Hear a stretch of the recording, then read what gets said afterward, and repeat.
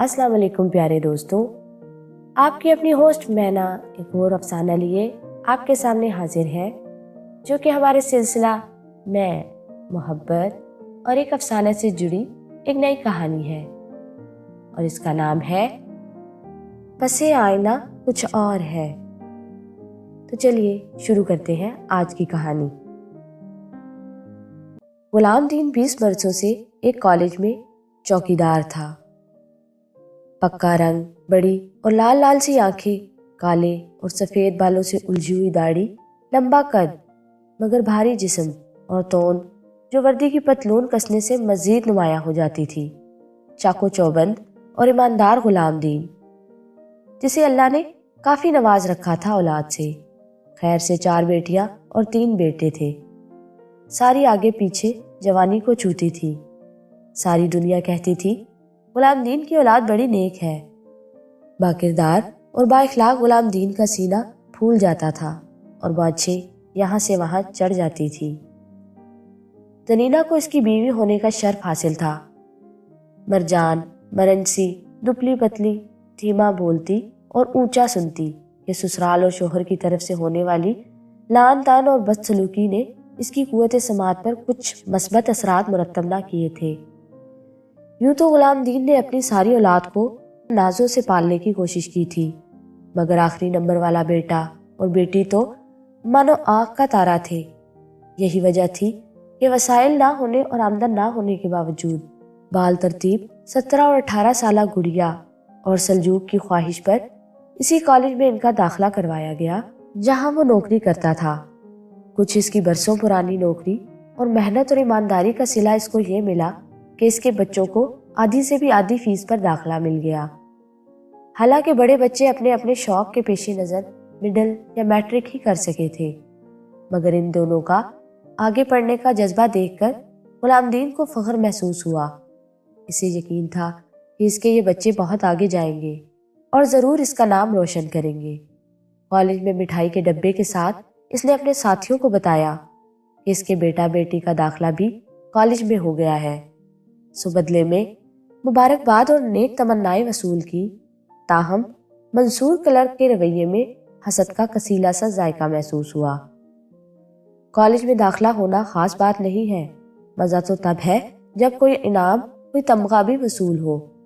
اسے تکلیف تو بہت پہنچی، مگر غلام دین جلد باز نہ تھا، لہٰذا اس کے روکھے انداز کا جواب کسی اور وقت تک ٹال دیا۔ کلاسوں کا آغاز ہوا تو دونوں کے پاس روز نت نئے قصے ہوتے۔ غلام دین چونکہ گڑیا کے کیمپس میں ہی چوکیداری کرتا تھا، دونوں کو بڑا ہی سکون تھا۔ غلام دین کالج کی تقریباً ہر لڑکی کے چال چلن سے واقف تھا۔ وہ گیٹ پر بڑی ذمہ داری سے پہرا دیتا تھا، لڑکی کے انداز و اطوار سے ہی بتا دیتا تھا کہ وہ اپنے بھائی کے ساتھ آئی ہے یا کسی اور کے ساتھ، مگر واپسی پر کچھ لڑکیاں ہیلے بہانوں سے کالج کی مخصوص وین استعمال کرنے کے بجائے ادھر ادھر ہو جاتی تھی۔ وہ اس بات پر بڑا عاجز رہتا تھا جب ہر تیسرے دن لڑکیاں اپنے دوستوں کے ساتھ بھاگتی ہوئی پکڑی جاتی تھی، پھر استانیوں کو بتانا، والدین کو قائل کرنا اور سمجھانا، بھاگنے میں کامیابی ہو جانے کی صورت میں ٹیچروں کی باتیں سننا وغیرہ۔ اماں کی بڑی کالی چادر لپیٹ کر گڑیا بھی ابا اور سلجوق کے ساتھ ہی نکلی تھی، لہٰذا آنے جانے کا کوئی اور مسئلہ بھی نہ تھا۔ آہستہ آہستہ گڑیا نے کالج کے ماحول کو سمجھنا شروع کر دیا تھا۔ وہ باپ کی طرح ہی ہوشیار اور کسی حد تک چرب زبان بھی واقع ہوئی تھی، سو اپنی ذہانت اور حاضر جوابی کے باعث جلد ہی اساتذہ کی پسندیدہ ٹھہری۔ ہفتہ وار سہمائی اور شہمائی پرچوں کی محنت و مشقت سے ہوتے ہوئے سالانہ امتحانات میں اس نے دوم پوزیشن حاصل کی تھی۔ غلام دین کا تو بس نہ چلتا تھا کہ ہواؤں میں اڑنے لگے۔ یہ الگ بات تھی کہ ہلکی ہوا اس کا بھاری وجود اٹھانے سے قاصر تھی۔ گڑیا اپنی کامیابی پر نازاں کھلکھلاتی ہوئی پھرتی تھی۔ وہ لڑکیاں جن کے شاہانہ انداز دیکھ کر پہلے وہ بظاہر بے نیاز مگر اندر ہی اندر احساس کمتری میں مبتلا ہو جاتی تھی، اب اس کا اتنا شاندار نتیجہ دیکھ کر وہ خود سب کی سب انگشتے بدنداں تھی۔ دوسری طرف غلام دین کے پاس موقع تھا منصور کلرک کو نیچا دکھانے کا کہ اس کی بیٹی تو اوسط درجے کی طالبہ تھی۔ اب بولو منصور بھائی، لائی نہیں ہے ہماری بیٹی تمغہ؟ اب تو بات بن گئی نا؟ غلام دین نے اس سے شیریں لہجے میں ڈوبا ہوا طنز کیا اور منصور کے لب سل گئے۔ اللہ جانے دل میں کیا تھا، سبکی کا احساس، حسد یا رقابت؟ خیر یہ شوشہ بھی کچھ دن تک ہی رہا۔ غلام دین پہلے کی طرح اپنی ڈیوٹی پر کمر بستہ تھا، اور گڑیا، جو لگتا تھا کہ اب گڑیا نہیں رہی، کہ پڑھائی میں طاق تو پہلے ہی تھی، اب اپنی امیر کبیر ہم جماعتوں کو جواب دینے میں بھی نہیں چونکتی تھی۔ پھر اساتذہ کا دیا گیا اعتماد اس کی شخصیت کو اور نکھارتا چلا گیا، مگر اس کا یہ مطلب ہرگز نہیں تھا کہ اعتماد اور کامیابی کا غلط فائدہ اٹھایا جائے۔ یہ سالانہ امتحانی نتائج کے کچھ مہینوں کے بعد کی بات تھی۔ اس وقت کالج کے اندر کوریڈورز میں مکمل خاموشی تھی، جبکہ کمرہ جماعت اساتذہ اور طلبہ کی پرمغز بحث سے گونج رہے تھے۔ منصور حسب معمول پرنسپل کے دفتر کے باہر سوئی جاگی کیفیت میں پہرا دے رہا تھا، جب دبے پاؤں سیڑھیاں اترتی سمینہ نامی ایک طالبہ نے اسے پوری طرح بیدار کیا۔ میرون چادر میں حتی الامکان خود کو چھپائے وہ آخری سیڑھی اتر کر مڑنے والی تھی جب منصور نے جمائی لیتے ہوئے اسے روکا۔ طالبہ ٹھٹک کر رک گئی۔ ہاں جی بیٹا، کدھر جا رہی ہو؟ لڑکی کو دیکھ کر وہ چونکا اور اپنے خاص مقامی لہجے میں کہا، انکل ہاف لیو لی ہے میڈم سے، گھر جا رہی ہوں، ابا بیمار ہے نا؟ وہ پریشان حال اور گھبرائی ہوئی تھی۔ اچھا جاؤ جاؤ، منصور پھر سے اونگنے لگا۔ بیرونی دروازے پر پہنچی تو چوکیدار نے اجازت دے دی کہ اس کا بھائی اسے لے جانے کے لیے آیا کھڑا تھا۔ غلام دین اور زرینہ 2 دن کے قیام کے لیے بھکر جانے کے لیے نکلے ہوئے تھے۔ گڑیا نے سلجوق کے ساتھ ہی واپس آنا تھا، مگر 2 بج رہے تھے جب سلجوق حواس باختہ اکیلا گھر میں داخل ہوا۔ آپا، گڑیا بھاگ گئی۔ کیا بکواس کر رہا ہے تو؟ دماغ ٹھیک ہے؟ سلیمہ آپا تو پل میں غصے کی تصویر بن گئی، مگر جب سلجوق کی دی گئی اطلاع 100% درست نکلی تو اسی تصویر میں بے بسی کے رنگ بھی تیزی سے ابھرنے لگے۔ شام تک ابا اماں کو خبر مل گئی، بیچ رستے سے مڑنا پڑا۔ غلام دین کے اندر ایسی پکڑ دھکڑ چلی کہ کچھ سجائی نہ دیتا تھا، ہاتھوں میں لرزش اور چہرے پر لمحوں میں مردنی چھا گئی۔ دور کہیں دل سے آواز آتی کہ ایسا نہیں ہو سکتا، یہ ضرور کوئی غلط فہمی ہے، میری بیٹی ایسا نہیں کر سکتی۔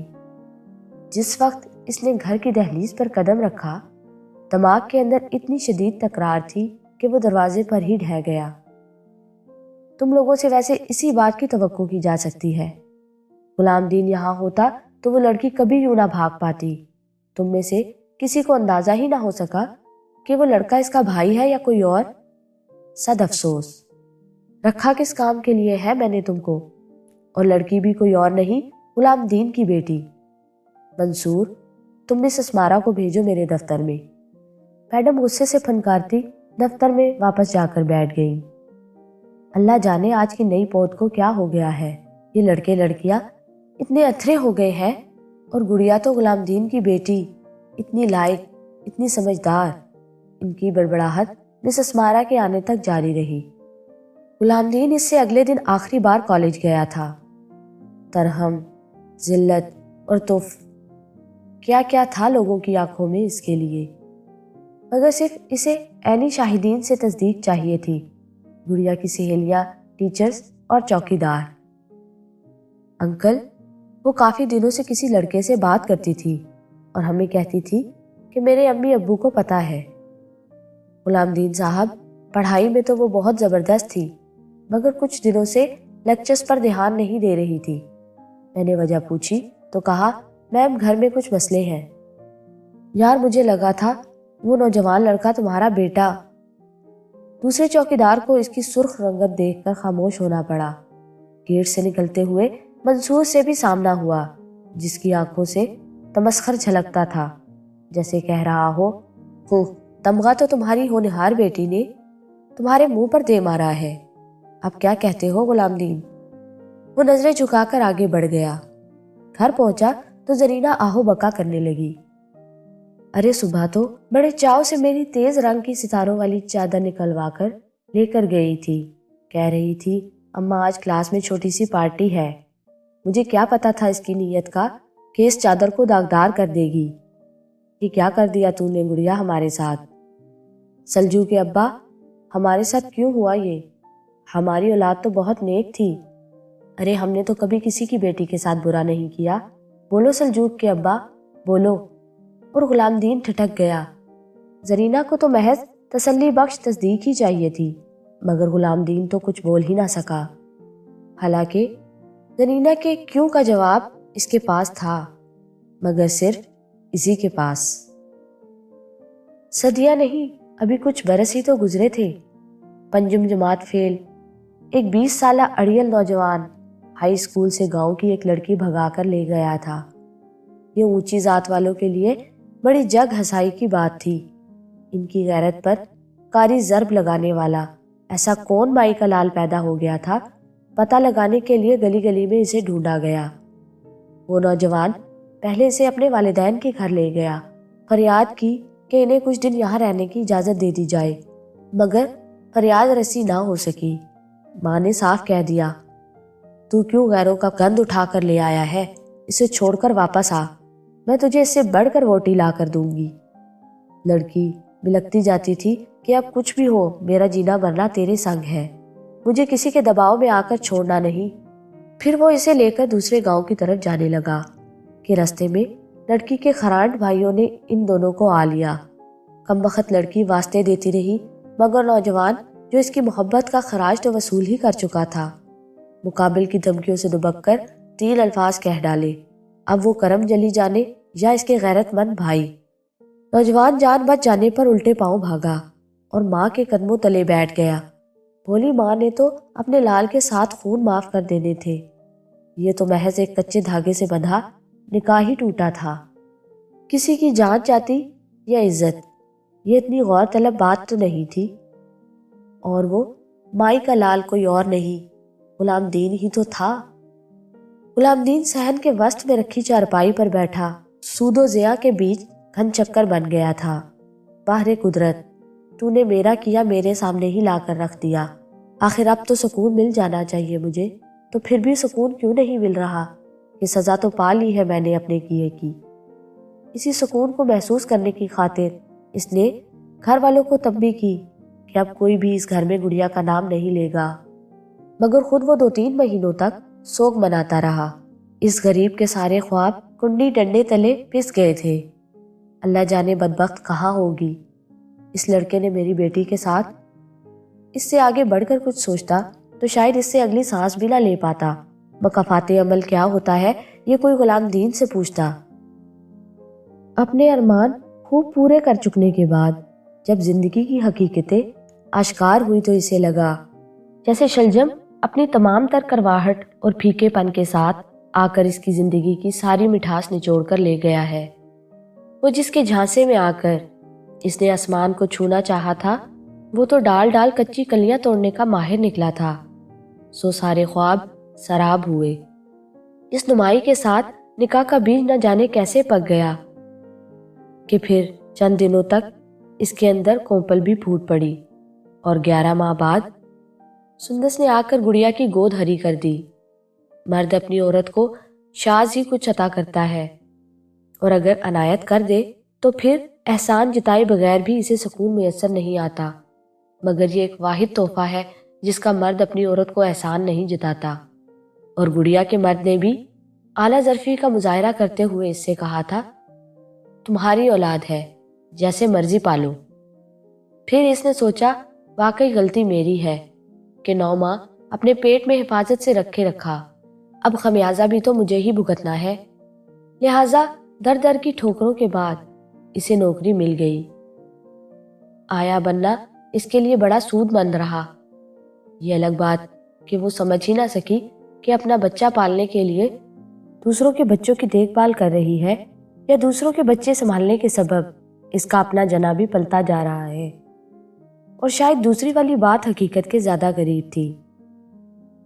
کچھ زیادہ نہیں، فقط اسے تب تکلیف ہوتی تھی جب اپنی ہم عمر لڑکیوں کو اتنی بے فکری سے کتکڑے لگاتے دیکھتی، وہ بھی تو ایسی ہی چھت تلے انہی 4 دیواروں اور کھلے گراؤنڈ میں سرشاری سے گھومتی تھی۔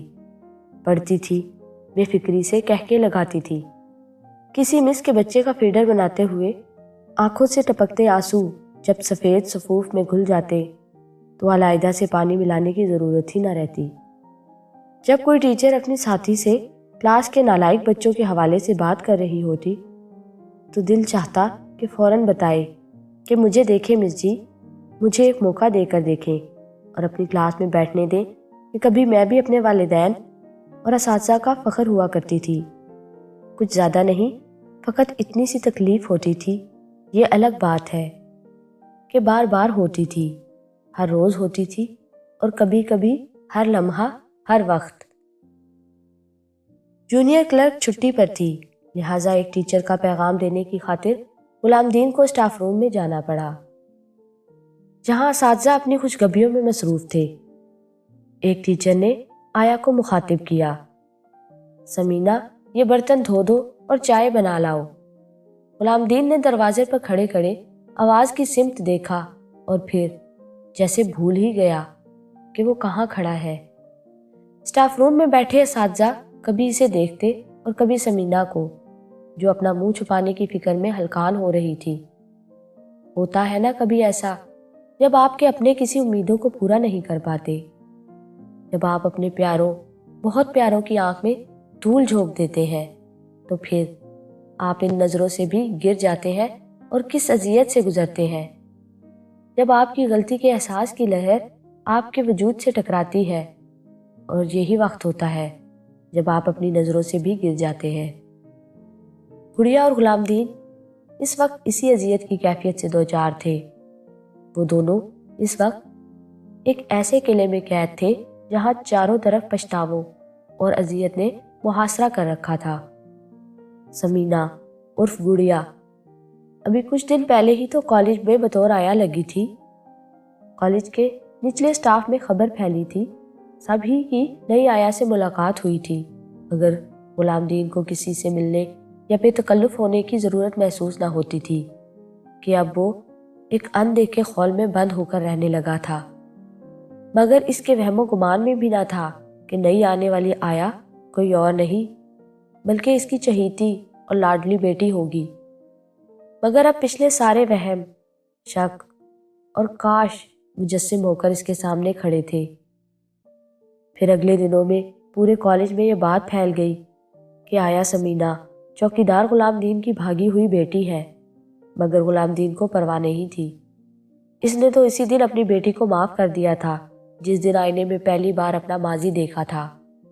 اسے پرواہ نہیں تھی کہ پرنسپل اسے پہلے نوکری سے نکالتی ہے یا آیا کو ہی چلتا کریں گی، مگر بھلا ہو مس فضیلہ کا، جنہوں نے گڑیا کی پوری اور سچی کہانی سن کر اسے مشورہ دیا تھا کہ وہ جب چاہے دوبارہ اپنی تعلیم جاری رکھ سکتی ہے، اور یہ کہ اس معاملے میں وہ خود بھی اس کی مدد کریں گی۔ گڑیا نے اس لمحے سوچا تھا انسان کس قدر نادان اور جلد باز ہے کہ جس شے سے وہ بھاگتا ہے اور جان چھڑاتا ہے، وہ شے بھی شدت سے اس کا پیچھا کرتی ہے، اسے پانے کے لیے لپکتی ہے، اور جس چیز کے پیچھے انسان بے جا تک و دو کرتا ہے، اسے پانے کے لیے رسوائی مول لیتا ہے، وہ چیز اتنی ہی اس سے دور چلی جاتی ہے۔ اگر مل بھی جائے تو سکون و خوشی سے خالی، بے وزن، بیکار برتن کی مانند ہوتی ہے۔ گھر والوں سے معافی تلافی اور صلح صفائی کے بعد اس نے وہاں آنا جانا شروع کر دیا تھا۔ گو کہ ابا اس کے پروانے کی طرح منڈلاتی طبیعت کے مالک شوہر کو ہرگز پسند نہ کرتے تھے، مگر بیٹی کا گھر آباد رکھنے کے واسطے یہ کڑوا گھونٹ بھی پینا پڑا۔ ابا کالج میں مس کہتی تھی کہ ماں باپ کا کیا اولاد کو بھگتنا پڑتا ہے، اور کبھی کبھار والدین کے کیے کی سزا اولاد کی صورت میں انہیں ملتی ہے۔ مجھے تو بس ایک ہی فکر رہتی ہے کہ کیا سندس بھی بڑے ہو کر میرے نقشے قدم پر چلے گی۔ غلام دین گڑیا کی بات سن کر لرز کر رہ گیا تھا۔ بڑی پتے کی بات اس وقت اس کی سمجھ میں آئی تھی کہ نسل صرف ماں کے ہاتھوں ہی نہیں سنورتی، باپ بھی نسلوں کی بربادی و تعمیر میں برابر کا حصے دار ہوتا ہے۔ آخر کو خون نے تو 7 پشتوں تک اثر دکھانا ہی ہوتا ہے نا؟ تو جی آڈینس، یہ تھی آج کی ایک ایسی کہانی جو ہمیں یہ سوچنے پہ مجبور کرتی ہے کہ کیا واقعی ماں باپ کا کیا اولاد کے سامنے آتا ہے؟ کیا واقعی جب ہم کسی کے ساتھ برا کرتے ہیں تو ہمارے ساتھ بھی برا ہوتا ہے؟ سوچئے گا ضرور، اور کمنٹس باکس میں اپنی رائے کا اظہار کرنا نہ بھولیے گا۔ تو پھر ملتے ہیں کسی اور دن، کسی اور موڑ پر، کسی اور کہانی کے ساتھ۔ ابھی کے لیے اپنی ہوسٹ مینا کو دیجیے اجازت۔ اللہ حافظ۔